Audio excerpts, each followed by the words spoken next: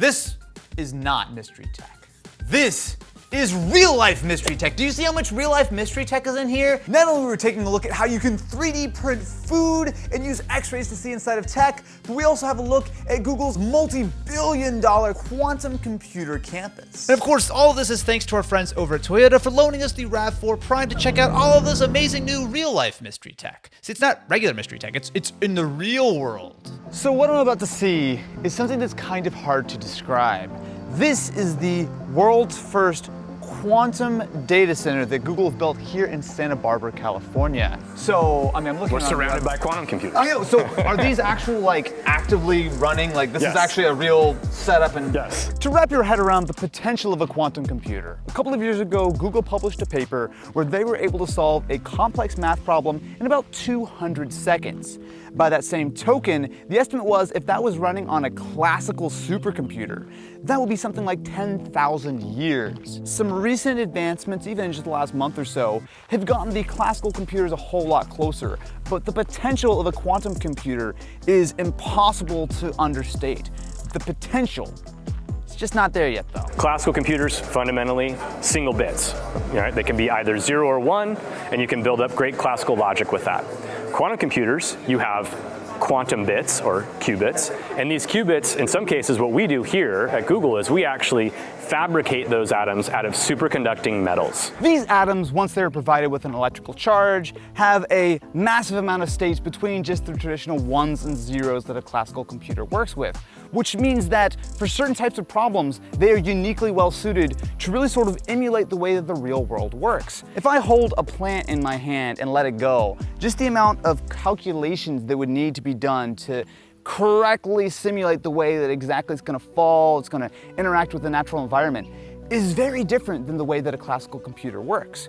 The computers that we have today are very good at certain things, but emulating the real world, emulating the way that nature works, this is all based on the way that quantum physics work. What's really crazy about all of this to me is that these chips, which are being designed here, are running at almost absolute zero. The actual operating temperatures we have at the base plate where the quantum processor is actually mounted is 10 millikelvin.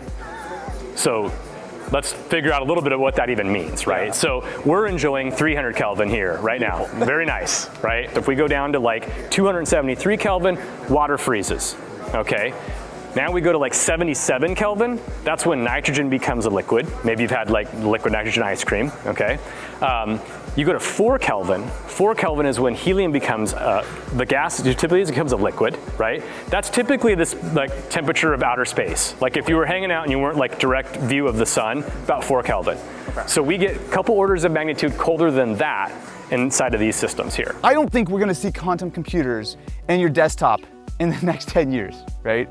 But just like the mainframes of the 50s and 60s were eventually shrunk down and developed to the point where they're in everyone's pockets for $100 in a smartphone, I too think that quantum computers have an enormous amount of potential.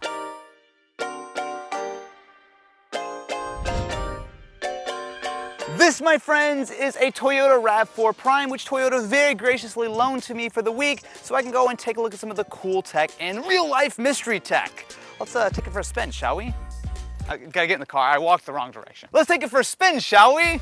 So stepping inside the RAV4 Prime, you're gonna find basically everything you could really want. So not only do I have heated and cooled seats and a heads-up display, there's also the 9-inch Toyota audio multimedia screen with Apple CarPlay and Android Auto compatibility. And a digital rear view mirror. Oh, and I've got room for everybody in the back too, and all our gear, which is probably gonna be important this week. It's easy to forget that Toyota pretty much pioneered electrified vehicles and has put more than 20 million electrified vehicles on the road, more than all other automakers combined. The other advantage to the RAV4 Prime is performance. Because you have both a gasoline engine and an electric motor working combined together, this thing is properly quick.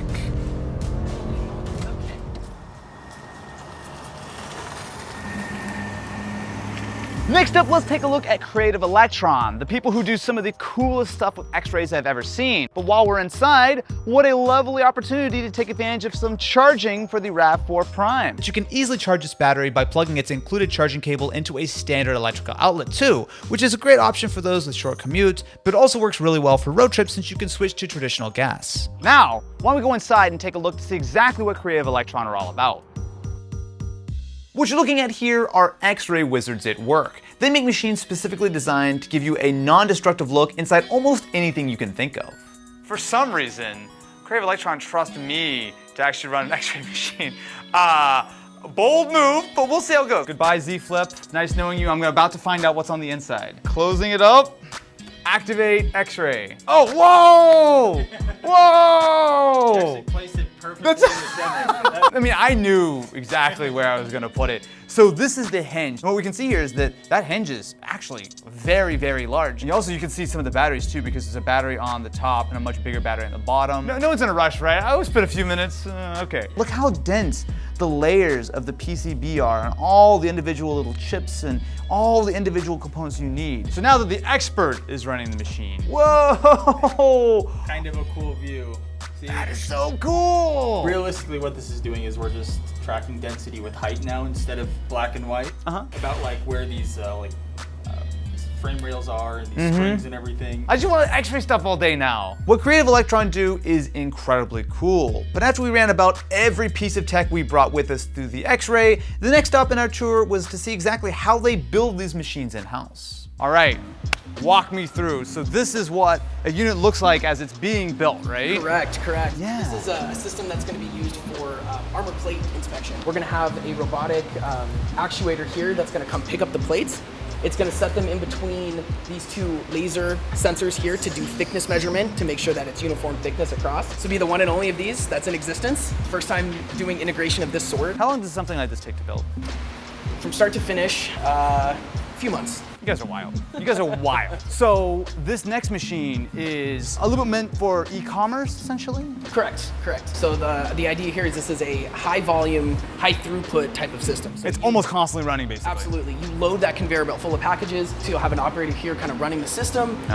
It'll pop up and allow you to choose pass or fail, depending on whatever that product type might be at the time, and then automatically turn the conveyors back on and send it out for another operator downstream to be able to sort good and bad products. If you're a big e-commerce company and you're processing millions of dollars of returns a day, something like this is gonna make sense almost immediately. Normally when I get a suspicious package from Wish, I just open it and inevitably get scammed. But e-commerce companies have to be smarter. Even if a package weighs the amount that it is supposed to when it comes back as a return, using this you can see if there's something a little bit more nefarious inside.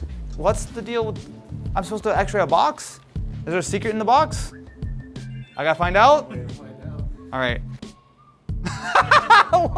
What is this? Is this sand? Inside we have...